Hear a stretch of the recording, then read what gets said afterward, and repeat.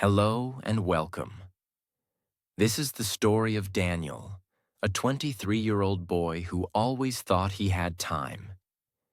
He lived in a small town where life was peaceful, days were slow, and people didn't worry too much about the future. Daniel had big dreams. He wanted to become a writer, travel the world, buy a house for his mom, and make something meaningful with his life. But every time someone asked him, "So when are you going to start working on your dream?" he would smile and say, "Soon. There's time." Part 1. The time we waste without realizing. Daniel would wake up late, scroll endlessly on his phone, watch random videos, laugh at memes, then sleep again. He told himself, "It's just one day. I'll start tomorrow." Tomorrow became next week. Next week became next month. Next month became next year. And during all this time, life didn't stop. But Daniel did. One day, his childhood friend Alex came to visit after 5 years. Alex looked different, confident, disciplined, sharp. He had started his own company, written 2 books, and now traveled across the world speaking about success. Daniel felt a little ashamed. He laughed and said, "Wow, you've done so much. I wish I had your time." Alex looked at him seriously and said something Daniel never forgot. "We had the same time, Daniel. 24 hours, every day. I didn't get more time. I just didn't waste mine." That night, Daniel couldn't sleep. He stared at the ceiling and asked himself hard questions. How many hours had he wasted? How many days had he spent doing nothing? How many dreams had he postponed in the name of tomorrow? Suddenly, it hit him like a punch in the stomach. Time is not waiting for me. I'm running out of it every single day. And that was the moment something deep inside Daniel changed. He realized that time is life, and once it's gone, it never comes back. Part 2. The silent thief called. Later. After that sleepless night, Daniel woke up with a strange feeling. Not fear, but urgency. For the first time in years, he sat on his desk and opened a blank notebook. He didn't scroll his phone. He didn't open social media. He just sat and wrote. The first line? "I've been alive for 23 years, but I've only lived for maybe 2. He started writing everything he had been putting off for years. Stories, thoughts, ideas. The notebook slowly became his mirror. A mirror that didn't lie. But change was not easy. Even though he was motivated, his old habits kept whispering, "You can rest a little more. Why not take a break? You can write tomorrow too." And just when Daniel was about to fall back into his old routine, he remembered what Alex said. Later is the most dangerous word in the world. It steals your future, 1 minute at a time. That sentence hit him like lightning. He looked at his watch. It was 2:17 p.m., and he whispered to himself, 2:17 p.m. This moment will never come back again. Ever. That was the day Daniel made a silent promise. No more wasting time. No more fake urgency. No more lying to myself. I'm not going to be 30 and say, "I wish I started earlier." From that moment, everything changed. He built a simple routine. Not perfect, but consistent. He woke up early. He wrote every morning for 2 hours. He read for 1 hour a day. He exercised, not for muscles, but for discipline. He started saying no to distractions. One friend even joked, "Bro, are you okay? You're acting like time is running out." Daniel smiled and replied, "It is, for all of us." The world outside didn't change.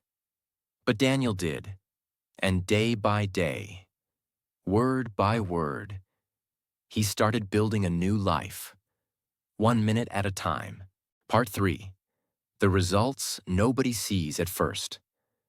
6 months passed. Daniel had not become famous. He had not published his book. He had not made money yet. But he was becoming someone different. For the first time in his life, Daniel felt proud. Not because the world was clapping for him, but because he was no longer lying to himself. He looked at the notebooks on his table, full of stories. He opened his journal, full of lessons. He checked his calendar, full of days used well instead of wasted. But not everyone understood his change. Some people said, "Why are you so serious these days?" "Chill, bro. Life is not a race. You're wasting your youth by being so focused." Daniel didn't argue, because he had learned something powerful. People who waste time will always try to distract those who value it. He didn't need their permission. He had already met his future self in a nightmare. And he never wanted to meet that version again. The version who regrets, who cries over wasted years, who begs for one more chance. One evening, Daniel got a message from Alex. "Hey bro, just checked your blog. Your writing's getting powerful. Want to join me at a youth event next week? Talk about time management. They need to hear your story." Daniel froze. Not because of the opportunity, but because just 1 year ago, he wasn't even living with intention. And now, he was being asked to teach others. At the event, he stood nervously on stage.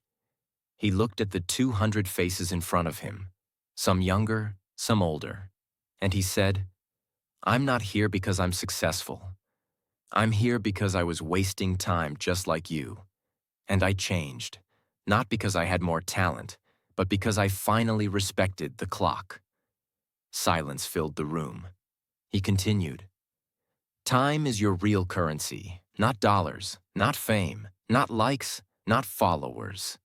Time is the only thing you're always spending, whether you realize it or not." That night, hundreds of people followed his blog, and Daniel finally realized, when you respect time, time starts to respect you back. Part 4. The Final Hour. You can't get back. 2 years passed.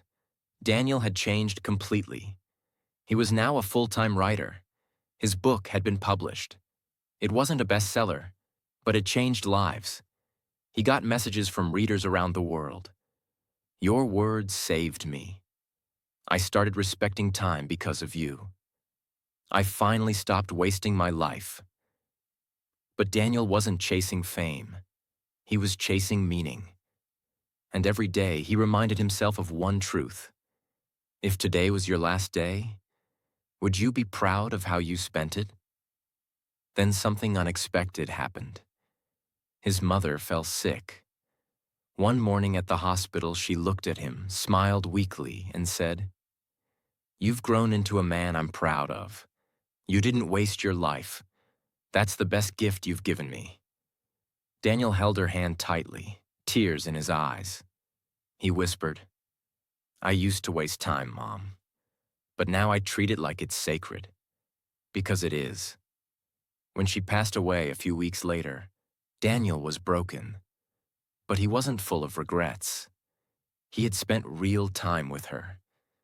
He had said all the things he wanted to say. He had made her proud before the final goodbye. And that's when he finally understood the deepest lesson of all. You can lose money and earn it back. You can lose friends and find new ones. You can lose confidence and rebuild it. But time? Once it's gone forever. And most people don't realize this until it's too late.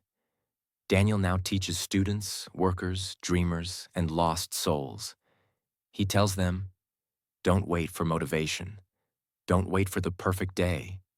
Don't wait for life to push you. Respect time now, and it will multiply your life forever.